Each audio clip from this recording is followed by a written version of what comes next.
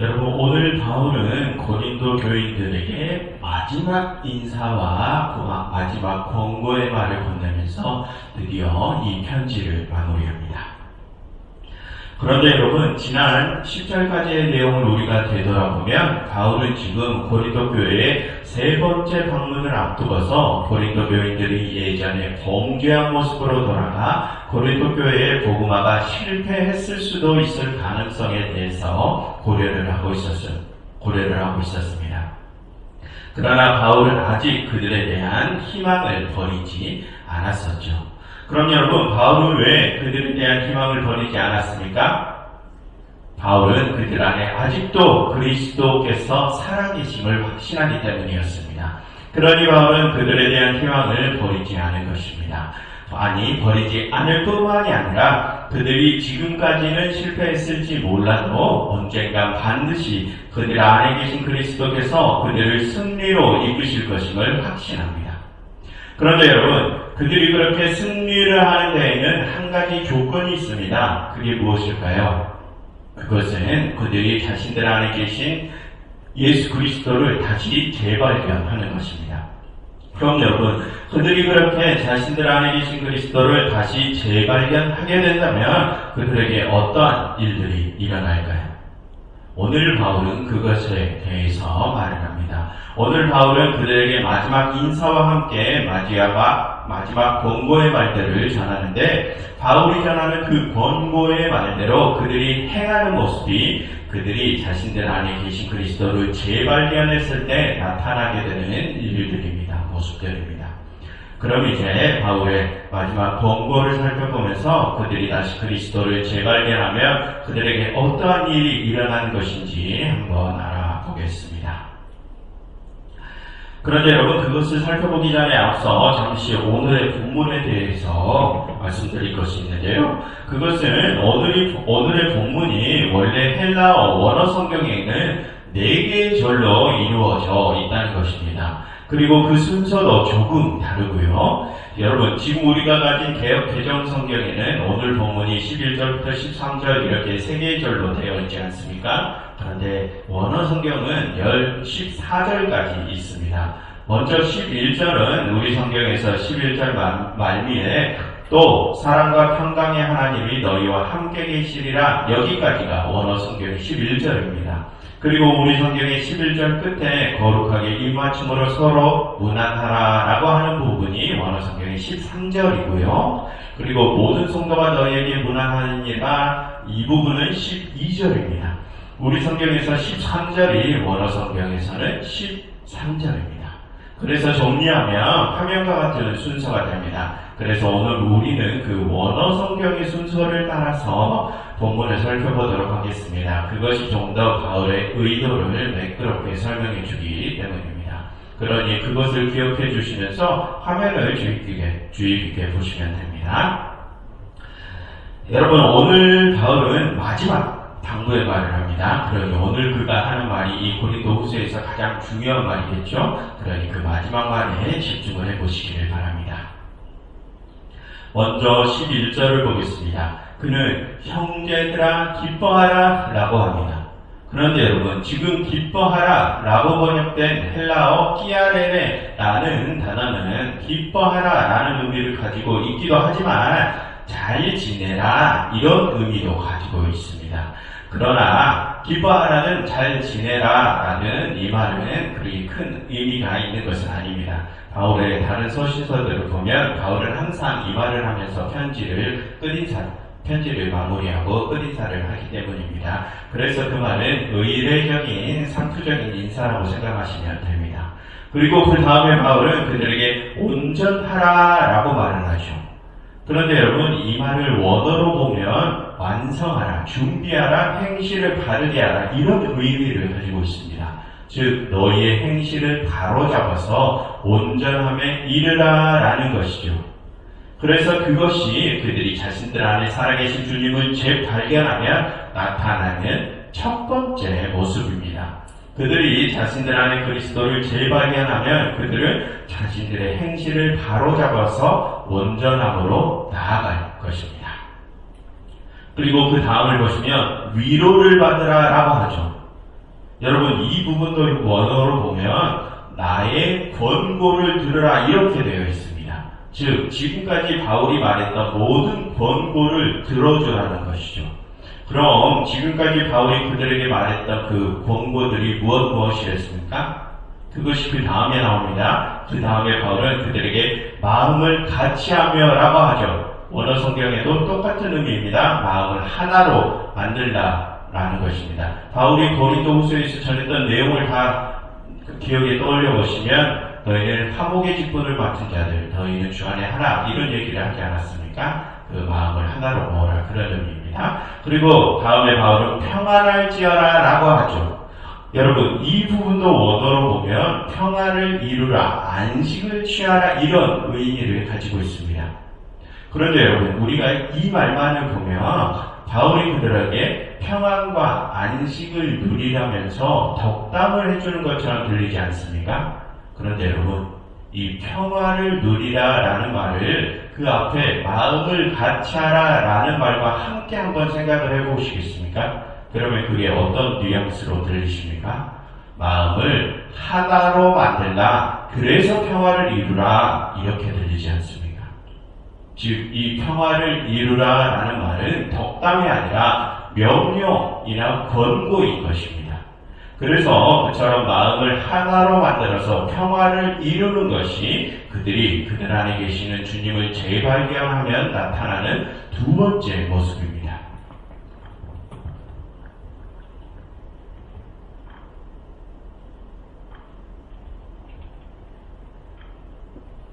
그런데 여러분 고린도 교인들이 그렇게 행실을 바로잡아서 온전함에 이르고 마음을 하나로 만들어서 평화를 이루는 모습을 보이는 것이 쉬운 일일까요? 그들에게 쉬운 일일까요? 여러분 그들이 만약 그러한 모습을 쉽게 보일 수 있었다면 그들은 자신들 안에 계신 주님을 잊지도 않았을 것입니다. 그런데 그것이 어렵기 때문에 그들이 그들 안에 계신 주님을 잊었던 것 아닙니까? 그래서 바울도 역시 그들 스스로 그러한 모습을 이루기가 쉽지 않음을 알고 있습니다. 그래서 바울은 그것을 위해 이제 기도를 합니다.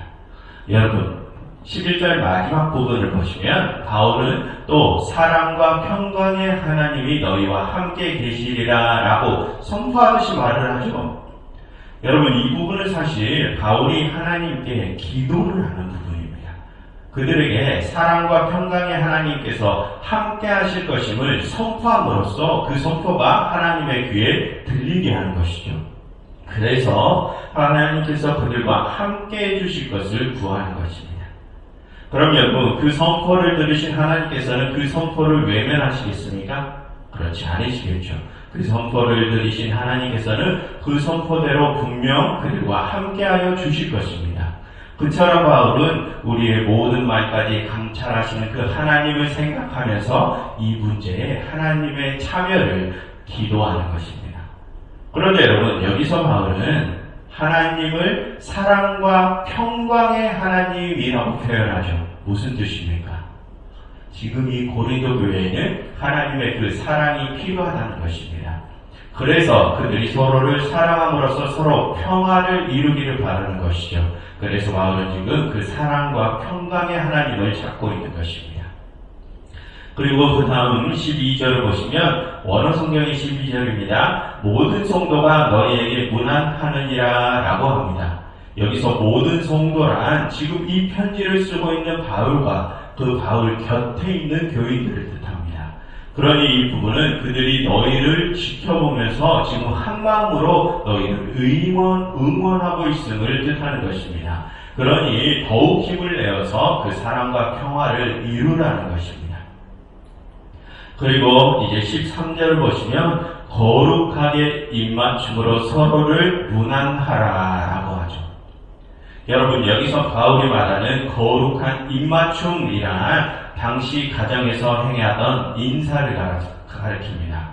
당시에는 가족끼리 눈썹이나 어깨에 입을 맞추면서 서로 인사를 나눴는데요. 그런데 여러분 바울이 여기서 그 인사에 거룩이라는 단어를 붙인 것은 그 인사가 성내전적인 의미를 가졌음을 뜻합니다. 여기서 성례전적인 의미를 가졌다는 것은 그 입맞춤 인사에 주님께서 임재하시고 주님께서 함께 하신다고 하는 의미입니다.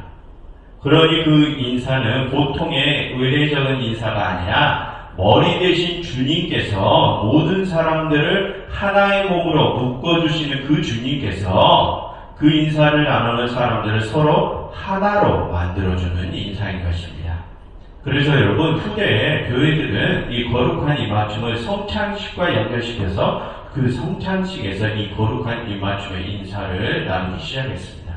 아무튼 그럼 여러분, 지금 바울이 고린도 교회인들에게 그러한 의미를 가진 거룩한 입맞춤을 제안하는 것은 어떤 의미입니까? 그들로 하여금 주님 안에서 한 가족이 되라고 하는 것입니다. 여러분, 가족이란 떨어질 수 없는 관계죠. 아무리 큰 싸움이 났다고 하더라도 핏줄을 끊을 수는 없지 않습니까? 물론 예외적인 상황도 있지만 일반적인 경우를 말씀드리는 것입니다. 아무튼 그래서 바울은 주님 안에서 그렇게 한 핏줄처럼 끊을 수 없는 한 가족이 되라고 권고하는 것입니다. 그럼 여러분, 지금까지 내용들을 한번 정확히 보시면 지금 바울이 그들에게 요구하는 마지막 권고가 무엇입니까? 여러분, 아까 11절에서 바울은 그들에게 그들 스스로 행실을 바로잡아 온전함에 이루고 마음을 하나로 모아 평화를 이루라고 했습니다. 그래서 바울은 그것을 위해서 사랑과 평화의 하나님의 도움을 요청했죠. 그리고 지금은 주 안에서 끊을 수 없는 한 가족이 되라고 합니다. 그럼 여러분, 결국 바울이 그들에게 이 고린도 후서에서 최종적으로 하고 싶은 말이 무엇입니까? 하나가 되라는 것입니다. 여러분, 지금까지 이 고린도 교회에서 가장 큰 문제가 무엇이었습니까? 여러 문제가 있었지만 그 중에서 가장 큰 문제는 그들이 파당을 짓고 서로 자신들이 잘났다며 자랑을 하고 서로를 비난하고 다투는 것이 가장 큰 문제였습니다. 그것 때문에 바울이 이 고린도 후서를 썼다고 했습니다. 그래서 바울은 지금 그 편지 마지막에서 하나됨을 말하는 것입니다. 그러면서 바울은 그 하나됨이야말로 주님께서 그들 안에 살아계시는 증거라고 저번에 말을 했었죠. 그러니 바울은 이제 그들이 그 다툼을 멈추고 서로 하나 되어 그들이 주님 안에 있고 주님이 그들 안에 계심을 증명하기 마지막으로 간곡히 권고하는 것입니다. 그래서 여러분, 마지막 14절에서 바울은 그들에게 축복 기원 기도를 해주는데 어떠한 축복을 기원해 주는가 하는가 보니 주 예수 그리스도의 은혜와 하나님의 사랑과 성령의 교통하심을 기원해 줍니다. 우리가 매 주일마다 하던 축복 기원 기도죠. 여러분, 그 기도는 원래 이 바울이 자신이 세운 교회들에게 축복을 기원할 때 하던 기도였습니다.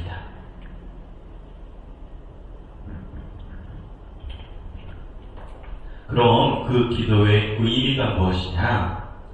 먼저 바울은 예수 그리스도의 은혜를 구합니다. 여러분, 여기서 그 은혜는 우리를 그리스도인으로 만들어주신 은혜를 가리킵니다.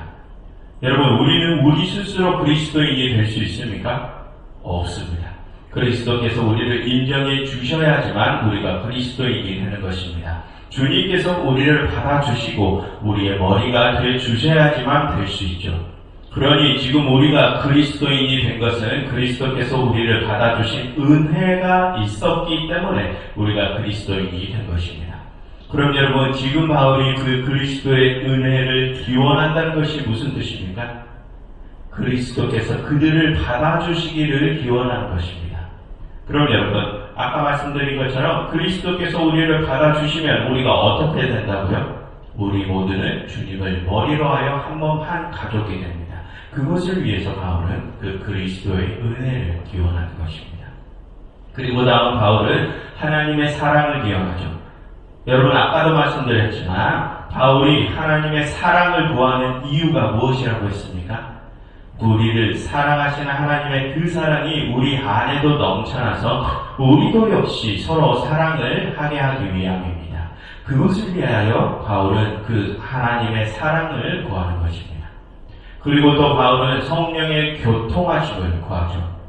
여러분, 여기서 교통, 이라는 단어는 헬라어로 코이노니아라는 단어입니다. 어디서 들어본 적이 있지 않습니까? 여러분, 그것은 원래 형제와 가족 간의 교제를 의미합니다. 그러니 성령의 교통하심이란 성령과 우리가 한 가족이 되는 교제를 의미하죠. 그런데 여러분, 그렇게 성령께서 우리와 교제를 하면 우리가 어떻게 됩니까? 여러분, 우리 각자에게 찾아오신 성령님은 어떤 분이십니까? 우리 각자가 교제하신 그 성령님은 모두 다 다른 성령입니까? 아니면 한 분이신 성령이 우리 각자 모두와 교제를 하신 것입니까? 그렇습니다. 우리 각자 모두와 교제하신 그 성령은 바로 한 분이신 성령입니다. 그러니 그 한 분이신 성령이 우리 각자와 교제를 하시면 우리는 어떻게 된다고요? 우리는 그 한 분이신 성령 안에서 다른 모든 이들과 함께 한 가족이 됩니다. 그러니 지금 바울은 그처럼 하나됨을 위한 축복 기원 기도를 하는 것입니다.